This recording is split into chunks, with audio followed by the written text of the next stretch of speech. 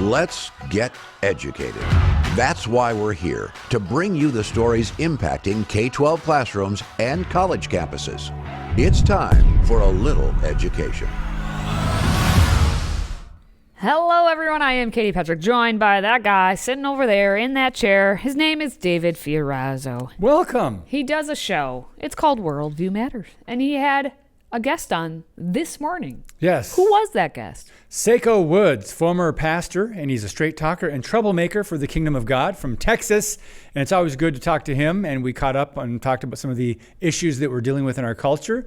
It's a blast to talk to some of the people I get to talk to. You can subscribe, by the way. Thank you for putting that up. Worldviewmatters.tv. And tomorrow I'll be able to speak with Carl Kirby, Reasons for Hope. And we're doing a conference together coming up October 14th, a Saturday in Green Bay called Man of Iron.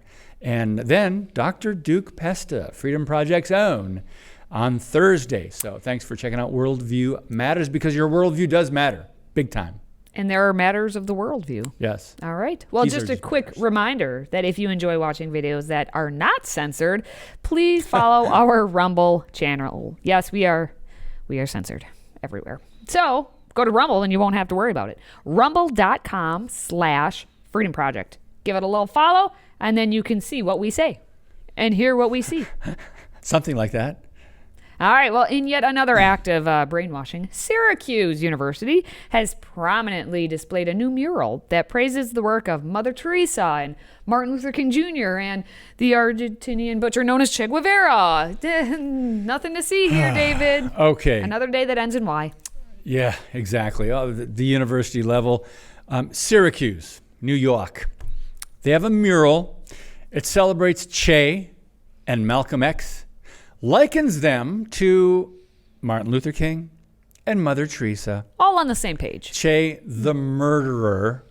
So the university is showcasing these two individuals in spite of the fact that Guevara was a mass murderer, and Malcolm once met with the KKK to suggest the anti-Semitic idea that Jews were behind the integration movement that the Klan opposed. So the mural at Syracuse is located in the Goldstein Student Center on the school's South Campus, and it's a high-traffic residential area, primary for non-freshman students.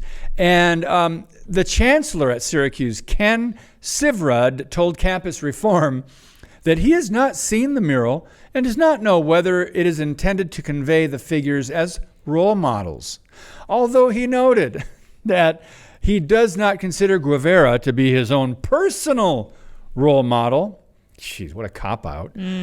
He stressed that Syracuse features the displays as a matter of, quote, free expression.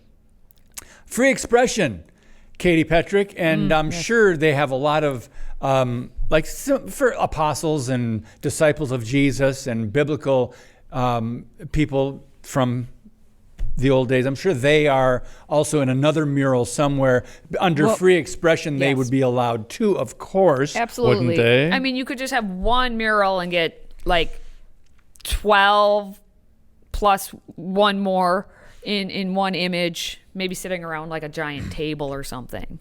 Maybe that image could get put up as a mural. That would be hate speech, I think. I think that is probably hate speech in their mind. We're talking about the Last Supper imagery and obviously, not to go off on tangent, but it is kind of interesting how they paint it as if all the guys were sitting on one side. Like, here's Jesus, and everyone's just like this, and they're not like around a table. It didn't happen that way. That is just kind of like an artist's that's rendering. Free expression. Is that not free expression? Yeah. So they should allow that then, because that is free even expression. though it didn't happen that way. Unless at the end of supper, Jesus said, all right, guys, everybody on this side of the table for the picture. Then, everyone get together, here we go. But we weren't there for that moment, so we don't know. That's correct. So back to Syracuse, Katie. Syracuse. The mural. The mural. When I read this story, and I'm like, oh, this sounds like, typical, this is what they do. They're just throwing in the, I'm surprised Harvey Milk isn't on here. Why don't you throw him in there too? I mean, if you want to get a lot of representation. The response, though, that Syracuse gave and all the reasoning. Everyone, this is what happens now. Everyone's just like, oh, I didn't do it. I don't know who did it. It wasn't me. I don't know why it's there. I don't know. I haven't seen it, so I don't know. Free expression. Free expression. It's just everyone's excuse response for it. No one takes ownership of it, because the truth is they know that it is something that should not be up there, so they're going to just pass the buck and be like, well, it wasn't me, so well, let's just say if there was a mural on probably 85.79% of college campuses, if it was Billy Graham, that would be taken down in a heartbeat, and any administrator at that said college would say, oh my goodness, how offensive, that shouldn't have been up in the first place. But in this case, you've got Che Guevara, Malcolm X, and others up there, and they say, oh, well, free expression. Well, I haven't seen it. I'm not offended by it. I haven't seen it. And honestly, like we're just at a point when we put up murals and all this of like, we're just lazy, obviously. Lazy and hateful, because we don't actually look into who we're putting up there. Like, it would be interesting to know who actually truly put that up, and do they truly know the history of That's a good point. Che Guevara? Because they may honestly, at this point in what we've learned about individuals, just the bullet points. You don't know that, oh yeah, Che Guevara, by the way, murdered thousands. Oh, I just thought he was a revolutionary. Oh, he's a revolutionary. And hey, look at everyone has that image of him on a t-shirt. And I've seen that for decades. Yes. And I agree with you. And the thing is, you go up to these kids, hey, tell me about, why are you wearing that shirt? Oh, it was cool. I thought it was cool. Look cool. I like his hat. Cool. He's got a hat. I like his hat. Don't know his name. Don't know where he's from. Exactly. Don't know what he did. Exactly. Good but point. hey, it's a cool shirt. Good. So back to the administrators. The mural at the university, shouldn't they, Katie. Surely. Katie, shouldn't the administrators, the staff at a university know who these people are and what they stand for? So shouldn't they have more of an opinion than, well, I haven't seen it, and it's just free expression? Yeah, that's the problem. We are at the point now, I think we've gotten to where the people who are in charge of things are part of we never learned it, and we're part of oh my goodness, the just sad excuse class. We knew it would be coming, that the people who are miseducated, uneducated, are taking over these leadership roles. It's here, people. It is here. Yeah, in March of last year, Campus Reform reported that 10 universities had similar displays and practices, the most blatant being University of California, San Diego, that had the Che Cafe.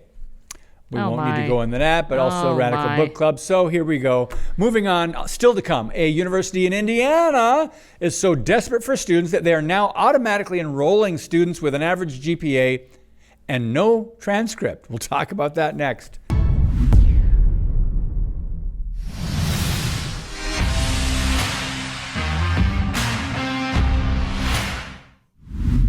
It really does not take much these days to get into college. Lower the bar. That's even enough. That's more than enough. If they have a heartbeat, you mean? Yeah. Man, how fast is mine go? How much coffee did I have today? They should be able to speak. Well, no, they don't.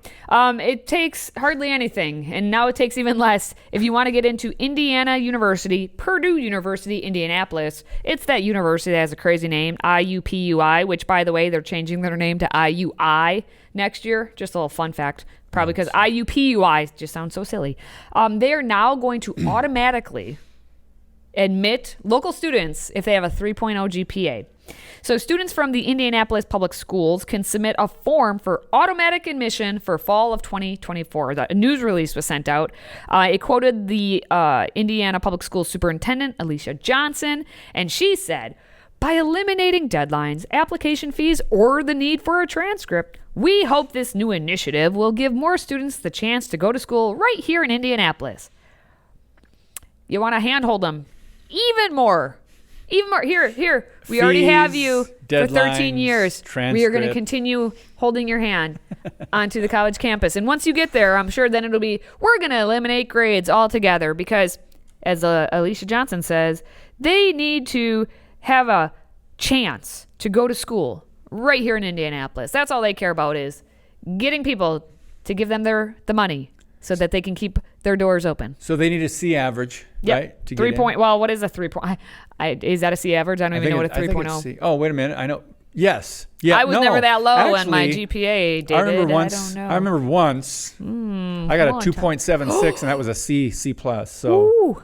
Well, either 3 way, point is a B then. is it maybe I a don't B, know. B minus? It's been a while since I've been in school. The question is a 3.0 what a 3.0 was back in your day or back in my day? How difficult is it these days to get a 3.0? Not too difficult. Yeah. Because the standards just keep show up. lowering and lowering and lowering. So this fall, the students with a 3.0 GPA and higher are going to receive a postcard and an email with some information stating that, hey, you are eligible for admission. The public schools also partnered with Indiana University through programs including tutoring and mentoring in college and career readiness. Cradle to grave is what they're going for. Cradle to grave. What that says is go further without going far. Yes, stay Oh my close. goodness, there's so much we could talk about with just that expression. Go further without going far. It says, let's cut to the chase. If your high school tells you you're a graduating senior and have a 3.0 GPA or higher, at one of the schools above, you will be automatically offered admission to IU Indianapolis. No application, no $65 application fee. You don't even need to send transcripts. Instead, tell us you're in by completing the form below. Isn't that delightful? That's great. all it is. Colleges are looking for ways around admission pitfalls. See, this is what's happening around the country. After the Supreme Court's affirmative action ban, multiple universities have moved to change their admissions processes. Johns Hopkins changed the questions in their application essays from reading and education-based questions to focus instead on identity in order to do the workaround with the whole race-based admissions and how you can't do that. So, yeah, look at them go. Identity. Then you had Harvard University changed their admission application from an optional open-ended essay, probably because kids can't write You can't full do essays anymore. It was supposed to be open-ended essay and 2 short essays to instead 5 required short essays. What's short? Can you write? Can you 4 put down sentences, a couple sentences? Yeah. 1 paragraph. Can you do it? Can you do it, David? It's okay. Just go to Indiana. They'll let you right on in the door because More to follow. I'm sure. Exactly. A lot of other That's universities just what they do. Lower the bar. Meanwhile, $9 billion. $9 billion. That's this year's, just 1 year's operating budget for Stanford University. But that's not the most shocking of things that we're going to talk about. Wait until you hear how many administrators they employ and compare that to how many students actually attend. Ooh, I bet it's going to be interesting. We will discuss that next. Today's show is sponsored by our friends at MyPillow. Save up to 66% on pristine quality bedding, towels, slippers, signature pillows, and much more when you use the code EDUCATED. That's EDUCATED. Educated. Support this show and a great American company.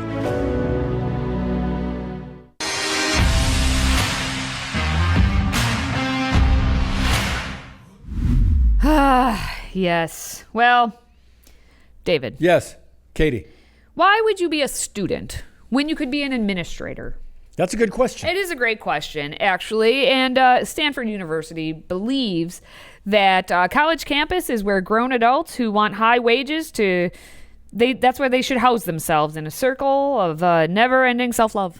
That's Stanford in a nutshell. Right. Now, the College Fix, good old College Fix, did a little analysis, and they found that during the 2021-2022 school year, which that's where the most recent data is available for, Stanford had a whopping 7,121 full-time administrators and support staff on the payroll. 7,000 administrators. You're like, oh yeah, colleges need a lot of people. No. That's not actually talking about the ones who teach in the classroom. That's only 2,080. Oh my goodness. I'm talking just about the support and administration. 7,000 of them. Okay. So well, it's over 9,000 then. Over 9,200 total. Okay. Yeah. You must be saying to yourself, well, okay, well, that makes sense when you have so many students there. Like, what do you have? Like 50,000 students, 40,000 students to serve. Like, that would make sense. Can't be then, that yeah, many. right? No. The undergraduate enrollment is 7,645. So just support and admin alone is 7,121. Students are 7,645. So do the math. Work with us here. Do the math. We are just at about a 1-to-1. Very, very close to a 1-to-1. There are 931 full-time administrators per 1,000 undergrads at Stanford. 931 full-time administrators per 1,000 undergrads. I'm saying it many times, very slowly, so we comprehend how much money they are devoting to paying these administrators. And how much money? So the compensation they're looking at is $285 million, but then you got to add on, the fringe benefits and all that. So just to pay, you're looking at $371 million. That's just compensation. That's not running the whole shebang. The whole shebang, we're talking about $9 billion for an operating budget. That's a lot for one administrators. university. Yeah, and but it's good to know, Katie, that there was an associate dean for diversity, equity, and inclusion. Good. And there was also a director of positive sexuality. Oh, good. Okay. So there are very important staff positions here, administrative positions at these colleges that with titles like that, and much longer titles, as you've pointed out on this program. I mean, the longer the title, the more useless you are. Exactly. I want a t-shirt that says that. That t-shirt will be more useful than the role of that administrator at that university. Wow. That's a lot of money. And it's a lot of staff.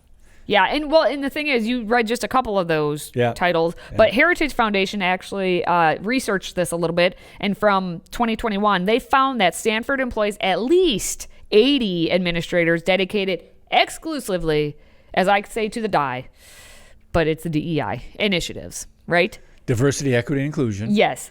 At least 80 administrators is just for that narrow little thing. Paid staff, paid administration positions, over 80 at one college, one university. Yep. Over 80. And so this is about 5 dedicated DEI employees for every 100 faculty members that they have. So, and there's additional hiring of diversity staff and all that in the last couple of years. So that number is well over 80 at this point, because it's only increased the amount of diversity people we have to hire. By the way, we're going to be talking about this on Thursday on Worldview Matters with Dr. Duke Pesta. Ooh, preview. Yeah, a little plug there, the dangers of DEI, and we get into the Marxist background of this whole DEI movement. But this is definitely not a lone case, an isolated case of these staff positions. First of all, the paid positions on staff, but then the actual titles. The DEI is really taking the country by storm, especially in academia. Yeah, that's right. Well, I wonder if all of these administrators send emails to one another, because still to come, we're going to discuss why one CEO is now encouraging women, and only women, to send work emails that have mistakes. Stay with us. If you have a smartphone, tablet, Roku, or Apple TV, consider downloading the Freedom Project Media app. It's 100% free and includes all of our weekly shows, plus lecture series, archive programs, and award-winning animated videos for families like the Presidential Minute, Battles of America, and Heroes of the West. Don't rely on the social media giants to keep you informed. Simply download the Freedom Project Media app from your app store and allow notifications. And we'll let you know when a new video is ready.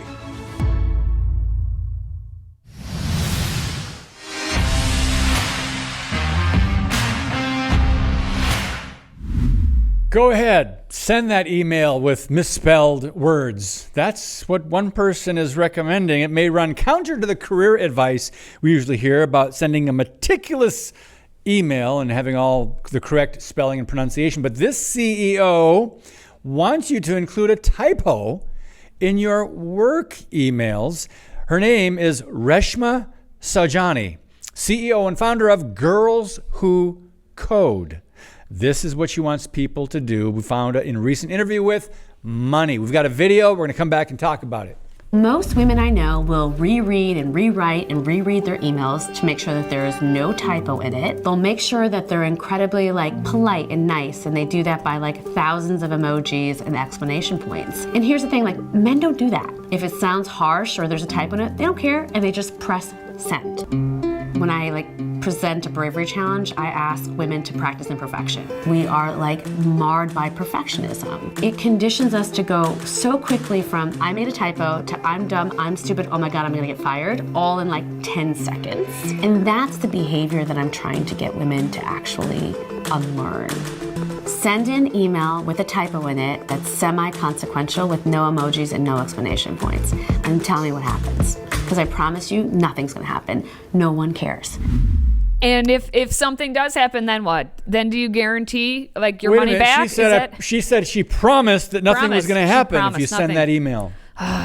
Women like these make me infuriated. Come on, go ahead. Share more, please. This is exactly a good summary of what is wrong with society and how we're everything's okay. It doesn't matter. Oh, who cares? It does not matter. Good enough is not good enough. And in this country, at this time, we keep being taught, my generation and everyone else is don't worry about it. Don't worry about it. We've gone 180 from the worry about everything to, hey, worry about nothing because nothing matters. And that means that we're just going to dumb down our society more and more and more, and bigger, more consequential, things will actually happen. So yes, if you send an email with a typo, that's okay. But don't put that as your gold standard. Purposely send one. Oh yeah, that's the brain. That's the way you learn. That's how habits form. On purpose. On purpose. Make sure there's a mistake in there. Make sure. Don't try to be at the highest quality you can be. Just settle for good enough is good enough. So do you agree with this woman, Sajani, that thinks that part of the reason that women fall behind men in the workforce in terms of wages and promotions, and that's changing, by the way, despite outperforming them academically, stems from the importance our culture places on girls needing to act or appear perfect? Yes. Really? That's still part of it. Okay. There is still part of it. There is still the good old boys club. It exists. I've seen it firsthand. It is still a thing. But that doesn't give you females the excuse then to be well, then I guess I should go 180 and instead of actually continue to try and break those glass ceilings that we're always told we should be breaking, to just fall down on the glass and be whatever, just send the typo. Appear less than perfect on purpose. Yeah, that's not a solution. It's psychology. Always strive for your best. Yeah, excellence, not perfection. There we go. That's actually a good. So Johnny and your girls who code, I get why you're trying to be rah girl power, but rah girl power for the sake of rah girl power is actually detrimental to the advancement of, equality, gender equality, if it's what you're going for. Well, I think, if I'm not mistaken, this is a little part of her rebellion. I think she ran for political office and lost. True, yes. And so this is kind of part of her, okay, I'll show them. Yeah.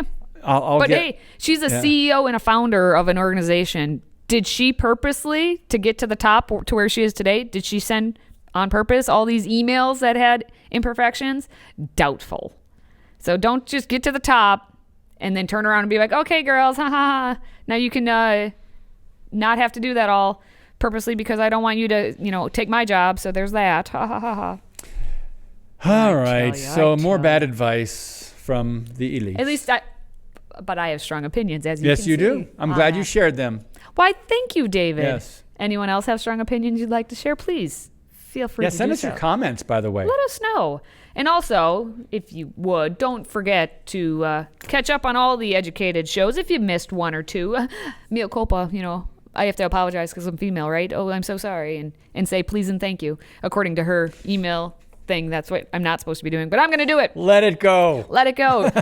So catch up on Educated on the go by subscribing on your favorite audio podcast platform. And if you could, please download the Freedom Project Media app. Now for David and myself, thank you for watching.